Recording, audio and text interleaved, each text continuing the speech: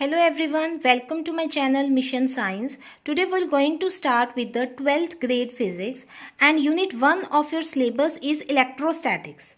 This unit is divided into 4 subparts. The first one is the electrostatic charges, second is electric field, third is electrostatic potential and flux, and fourth one is the capacitance.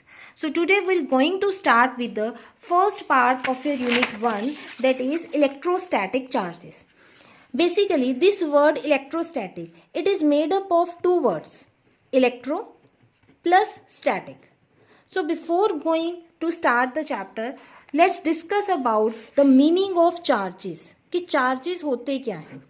ठीक है, charges का मतलब सिर्फ ये नहीं होता कि आपके पास दो टाइप के होते हैं, one is positive one is negative. Most of the students have a knowledge about charges are of only two types, positive and negative. They don't know the meaning of charge.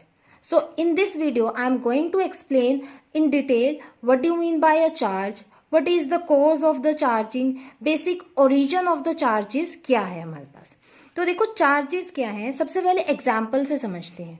आप क्या है अपने school में आप ये करते होंगे, आप एक स्केल लेते हो, स्केल को आप अपने हेयर से रब करते हो.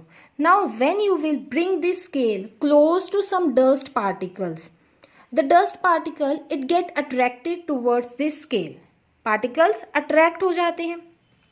सेकेंडली आपने ऑब्जर्व किया होगा, आप कोई भी आपके पास सिंथेटिक शर्ट है, स्वेटर्स हैं, उनको अगर आप टच करते हो आपको एक सेंसेशन फील होती है. या फिर आप कोई भी उसमें जो भी आपके पास ऑब्जेक्ट है किसी को टच कर रहे हो, फॉर एग्जाम्पल अगर हम कार है, कार के डोर को ओपन करते हैं तो हमें क्या होता है, थोड़ा सा शॉक फील होता है. तो ये जो सेंसेशन है, शॉक फील होता है, ये बेसिकली किसकी वजह से होता है, चार्जेस की वजह से होता है. जो हमारी बॉडी है, हमारी बॉडी क्या करती है, चार्जेस को डिस्चार्ज करती है. और ये डिस्चार्जिंग तभी होती है when we bring another insulating body close to our body. ऐसे नहीं होगा that all the time our body is discharging the charges. That means जो हमारी बॉडी है उसमें चार्जेस कैसे होते हैं, रेस्ट स्टेट में होते हैं. तो एक्चुअली में क्या होता है, अगर हम एक बॉडी ए ले रहे हैं and another body is B, अब जैसे ही हम सेकेंड बॉडी को क्लोज टू बॉडी ए लेकर आएंगे, बॉडी ए क्या करेगी, चार्जेस को डिस्चार्ज करना स्टार्ट कर देगी. डिस्चार्जिंग की वजह से क्या होगा, यहाँ पे फोर्स एक्सपीरियंस्ड होगी और इस फोर्स की वजह से क्या होता है, हमारे पास हमें सेंसेशन फील होती है. So we can say that कि जो चार्जेस होते हैं ये हमारे पास क्या है, एक फिजिकल प्रॉपर्टी है मैटर की, जो क्या कॉज करती है, फोर्सेस को एक्सपीरियंस करवाती है. It is a physical property of a matter that causes it to experience a force when placed in an electromagnetic field. एक हमें प्रॉपर्टी पता चल गई. तो हमने देख लिया कि चार्जेस क्या हैं, बहुत इंपॉर्टेंट रोल प्ले करते हैं हमारी डे टू डे लाइफ में. हम ऑब्जर्व कर सकते हैं कि चार्जेस की वजह से हमें क्या क्या हमें सेंसेशंस फील होती हैं. सेकेंड वर्ड अब हम देखते हैं, हमने एक वर्ड यूज किया अपने टाइटल में, that is static word. Static का मतलब होता है रेस्ट स्टेट, कि ऑब्जेक्ट या फिर चार्ज क्या है, रेस्ट पे है. अब वो देखते हैं कैसे रेस्ट पे है. हम अपनी बॉडी की बात कर रहे हैं, हमारी बॉडी क्या कर रही है, चार्जेस को डिस्चार्ज कर रही है. अब ऐसा तो नहीं है that all the time our body is discharging the charges. ये डिस्चार्ज कब होगा, when we bring some insulating material close to our body. कोई भी इंसुलेटिंग मटेरियल को अगर अपनी बॉडी के क्लोज में लाएंगे तभी ये बॉडी क्या करेगी, चार्ज को डिस्चार्ज करेगी, चार्ज को रिलीज करेगी और उसकी वजह से हमें सेंसेशन फील होती है. That means we can say that कि जो हमारी बॉडी में चार्जेस होते हैं वो किस स्टेट में होते हैं, रेस्ट स्टेट में होते हैं.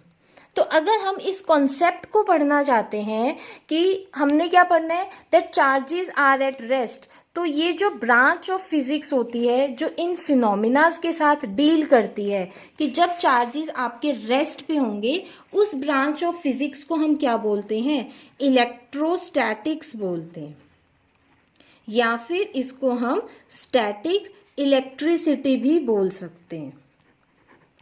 तो हमने टाइटल डिस्कस कर लिया कि इलेक्ट्रोस्टैटिक चार्जेस का क्या मीनिंग होता है. सेकेंड थिंग क्या है, अगर हम इसके टाइप्स के बारे में पढ़ते हैं, टाइप से आप अवेयर हो that it is of to types, positive charge and negative charge. अब देखते हैं कि पॉजिटिव चार्ज किसके पास होते हैं, नेगेटिव चार्ज किसके पास होता है।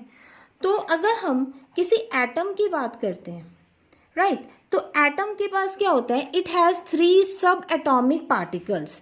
The first one is electron which revolve around the nucleus, second one is proton which is present inside the nucleus, and third one is neutron which is also present inside the nucleus. Electron क्या होता है, it is negatively charged, proton is positively charged and neutron is neutral. ये होता है हमारे पास। और आपको ये भी पता होगा कि जो 1 इलेक्ट्रॉन है it has a charge of 1.6 10⁻⁻19 coulomb. 1 proton has a charge of 1.6 10⁻⁻19 coulomb. अब देखो जो मैग्नीट्यूड वाइज हैं both have same charges, electrons and protons का जो मैग्नीट्यूड होता है that is same, but difference क्या होता है दैट इलेक्ट्रॉन के पास नेगेटिव चार्ज होता है and proton has positive charge. Magnitude equal क्यों है, बिकॉज हमें थॉमसन ने ये बोला है, थॉमसन के अकॉर्डिंग हमारे पास क्या है, एटम एक न्यूट्रल है, एटम इज न्यूट्रल. तो न्यूट्रल तो वो तभी होगा ना कि जब एटम के अंदर जो इलेक्ट्रॉन्स हैं, जो प्रोटॉन्स हैं, वो इक्वल अमाउंट में प्रेजेंट होंगे with their opposite science so that they cancel each others effect. That's why the magnitude of electrons and proton is same. तो हमने ये देख लिया कि जो आपके पास चार्जेस होते हैं वो 2 टाइप के होते हैं, positive charge and second one is the negative charge. अब हम ये देखते हैं कि एक्चुअली में कॉज ऑफ चार्जिंग क्या होता है. कि हमने ये बोल रहे हैं ना हम तो कि पॉजिटिव चार्ज होता है, नेगेटिव चार्ज होता है, तो एक्चुअली में ये पॉजिटिव चार्ज किसी भी बॉडी पर कैसे आता है, नेगेटिव चार्ज कैसे आता है. तो पहले हम एग्जाम्पल से समझते हैं कि कोई भी बॉडी ए है and there is another body B. If A body it transfer the electrons to another body B, कि अगर ए इलेक्ट्रॉन्स को ट्रांसफर कर रही है बी को, दैट मीन्स ए क्या कर रही है, लूज कर रही है इलेक्ट्रॉन्स को, और बी क्या कर रहा है, इलेक्ट्रॉन्स को गेन कर रहा है. जब भी इलेक्ट्रॉन्स का लॉस होता है तो उस बॉडी पर आता है पॉजिटिव चार्ज, और जो बॉडी गेन करती है that will acquire a negative charge. तो आपने सिर्फ यही चेक करना होता है कि कौन सी बॉडी लॉस कर रही होती है और कौन सी बॉडी गेन कर रही है इलेक्ट्रॉन्स को. लॉसिंग एंड गेनिंग से हम ये बताएंगे that which will carry a positive charge and which will carry a negative charge. तो ये तो हमने पढ़ लिया कि पॉजिटिव कब आएगा, नेगेटिव कब आएगा. अब ये पता करते हैं how would you come to know that which body will lose electron and which will gain electron. उसके लिए हमारे पास 2 क्राइटेरियाज हैं, आपको 2 मेथड्स बताऊंगी, उससे आपको पता चल जाएगा कि कौन लूज करेगा कौन गेन करेगा. तो फर्स्ट हम यूज करते हैं कॉन्सेप्ट ऑफ वर्क फंक्शन. देखो वर्क फंक्शन क्या होता है, it is the minimum amount of energy. Minimum amount of energy होती है to remove the electron or to move the electron from surface to the infinity. कि एक surface पे से इलेक्ट्रॉन को अगर हमें दूर लेकर जाना है तो उसके लिए कुछ हमें एनर्जी रिक्वायर्ड होती है, और जो कम से कम एनर्जी होती है उसको हम वर्क फंक्शन बोलते हैं. एग्जाम्पल के तौर पे हम देख लेते हैं कि अगर हमने कोई भी मेटालिक बॉडी है, हमारे पास ये मेटालिक बॉडी है, that means it contain free electrons, free electrons होंगे. अब मैं ये बोल देती हूँ कि इसका जो वर्क फंक्शन है वो 10 जूल है, लेट अस सपोज. तो वर्क फंक्शन का मतलब क्या हो गया कि अब अगर मैं ये चाहती हूँ इन इलेक्ट्रॉन्स को इजेक्ट करवाना चाहती हूँ फ्रॉम दिस मेटल सरफेस, तो मेरे को क्या करना पड़ेगा, या तो 10 जूल की एनर्जी प्रोवाइड करनी पड़ेगी या फिर 10 जूल से ज़्यादा एनर्जी देनी पड़ेगी, तभी मेरे पास जो इलेक्ट्रॉन्स हैं वो इजेक्ट आउट हो जाएंगे. तो वर्क फंक्शन क्या कर रहा है, एक लिमिट सेट कर रहा है इलेक्ट्रॉन्स की मूवमेंट की. तो अगर हम ये बोल रहे हैं कि कोई ए बॉडी है और एक बॉडी बी है, ठीक है, अगर वर्क फंक्शन ए बॉडी का लेस है then the be body, that means a क्या करेगी, लूज करेगी और बी हमारे पास गेन करेगी। देखो ये कैसे पता चला, मैंने बोला एक बॉडी का 10 जूल था वर्क फंक्शन, दूसरी बॉडी का मैं 20 जूल कह देती हूँ। अब तुम खुद सोचो, अब हमने क्या करना है, एनर्जी प्रोवाइड करवानी है। 10 जूल एनर्जी इजी है प्रोवाइड करवाना as compare to 20 joule. 20 joule को तो टाइम लगेगा ना, इसलिए हम क्या बोल देते हैं, अगर वर्क फंक्शन कम होगा तो उसमें क्या है, रिमूवल ईजी हो जाएगी as compare to another body which has more work function. तो फर्स्ट आपके पास कंडीशन ये बन जाती है कि अगर वर्क फंक्शन एक बॉडी का कम है दूसरी बॉडी से, तो the body which has lower work function that will transfer the electrons to another body whose work function is higher। एक कंडीशन पता चल गई हमें। सेकेंड कंडीशन क्या होती है कि आपके पास if electrons are tightly bound to the nucleus of one atom, ठीक है, अगर वो टाइटली बाउंड है, tightly bound by the nucleus of one atom, कि एक एटम की बात की है, जैसे मैंने ए की ही बात की है, इसमें क्या है, ये टाइटली बाउंड है। टाइटली बाउंड होने का मतलब न्यूक्लियस ने इनको होल्ड किया हुआ है, दैट मीन्स इलेक्ट्रॉन का रिमूवल डिफिकल्ट हो जाएगा। लेकिन एक बॉडी बी है, इसमें ये लूजली बाउंड है, अगर लूजली बाउंड है तो रिमूवल बिकम इजी। तो अब क्या होगा, बी ट्रांसफर कर देगा अपने इलेक्ट्रॉन्स को ए पर, तो वर्क फंक्शन भी क्या होना चाहिए, कम होना चाहिए फॉर लूज द इलेक्ट्रॉन्स। और जो आपके पास बाउंडेशन है कि जो बाउंडेडनेस है न्यूक्लियस से कि वो लूजली है या टाइटली है, उसमें क्या होना चाहिए main, if it is loosely bound then removal of electron will become easy. हमने ये कॉज देख लिया कि हमें कैसे पता चलेगा कि कौन सी बॉडी इलेक्ट्रॉन को लूज करेगी और कौन सी बॉडी इलेक्ट्रॉन को गेन करेगी। Now let's take an example. हमने एक ग्लास रोड ली है, ग्लास रोड को हम रब करवा रहे हैं सिल्क क्लॉथ के साथ। तो इस केस में क्या होता है कि जो ग्लास रोड होती है ना, इसमें जो आपके पास इलेक्ट्रॉन्स होते हैं that are very loosely bounded. Loosely bound है तो ग्लास रोड क्या करेगी, ट्रांसफर कर देगी इलेक्ट्रॉन्स को सिल्क क्लॉथ के पास। दैट्स वाई जो ग्लास रोड है it will acquire a positive charge and silk cloth will acquire a negative charge. मतलब मैं अगर इसे ड्रॉ करूं, ये आपके पास एक सिल्क क्लॉथ है, इसमें आपने ग्लास रोड को रब करवाया है, तो इसके ऊपर क्या आ जाएगा, पॉजिटिव चार्ज आ जाएगा।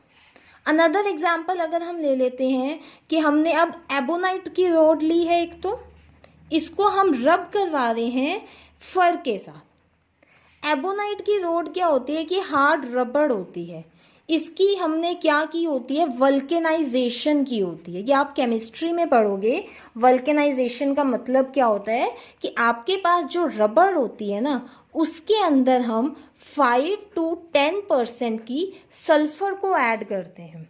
सल्फर की एडिशन की वजह से जो रबड़ है वो हमारे पास हार्ड बन जाती है, और इस वजह से जो एबोनाइट रोड में इलेक्ट्रॉन्स होते हैं दैट आर टाइटली बाउंडेड। अब ये टाइटली बाउंड होने की वजह से क्या होगा, इलेक्ट्रॉन को लूज नहीं कर पाएंगे, इलेक्ट्रॉन को गेन करेंगे। That's why ebonite rod will acquire a negative charge and fur will acquire a positive charge. तो ये आपके पास कुछ एग्जाम्पल के उससे बता दिया कि कैसे हमारे पास डिफरेंट बॉडीज के पास positive charge and negative charge आता है। तो हमने कॉज कर लिया। अब नेक्स्ट अब हम देखते हैं जो चार्जेस होते हैं ना, इसकी दो मेन प्रॉपर्टीज होती हैं। वो क्या है, फर्स्ट प्रॉपर्टी आपके पास like charges repel each other, and second property is unlike charges attract each other. अब ये with the help of an example समझते हैं। सबसे पहले तो देखो लाइक चार्जेस का मतलब क्या होता है, आइदर प्लस प्लस और माइनस माइनस। अनलाइक चार्जेस का मतलब होता है प्लस माइनस। अभी हमने देखा था कि जो ग्लास रोड है उसके ऊपर पॉजिटिव चार्ज आता है when it is rubbed on a silk cloth, ये है। तो हमने क्या किया, एक ग्लास रोड ली जो सिल्क क्लॉथ से रब किया हुआ था, उसको ऐसे हैंग किया हुआ है। इसके पास मैं अनदर ग्लास रोड को लेके आती हूँ और मैं ऑब्जर्व क्या करूँगी कि इसकी वजह से क्या होगा, दोनों रोड्स हैं they will move far away from each other, एक दूसरे से दूर जाने लग जाएंगी। तो ये क्या शो करता है कि पक्का दोनों के चार्जेस सेम होंगे, और ये हमें पता भी है दोनों मैं ग्लास रोड्स को ही लेके आ रही हूँ, both have positive charge, that means repulsion will take place. अब क्या करते हैं, सेकंड केस देखते हैं। अब ग्लास की जगह मैं क्या करती हूँ, यहाँ पे एबोनाइट रोड को पास ले आती हूँ। एबोनाइट रोड पे क्या है, नेगेटिव चार्ज है, तो इस केस में क्या होगा, जो रोड्स हैं वो एक दूसरे को ऐसे अट्रैक्ट करेंगे। तो इन दोनों हमने एग्जाम्पल से देख लिया कि अगर तो चार्जेस सेम होंगे then repulsion will be there, and if charges are different then attraction will be there. That means two charges के बीच में क्या लग रही है, हमेशा फोर्सेस लगती हैं, और टू टाइप की ही फोर्सेस होती हैं, either it is repulsive force और it is attractive force. So in today's video we discussed about the concept of charge, what is the cause of charging and what are the properties of the charge.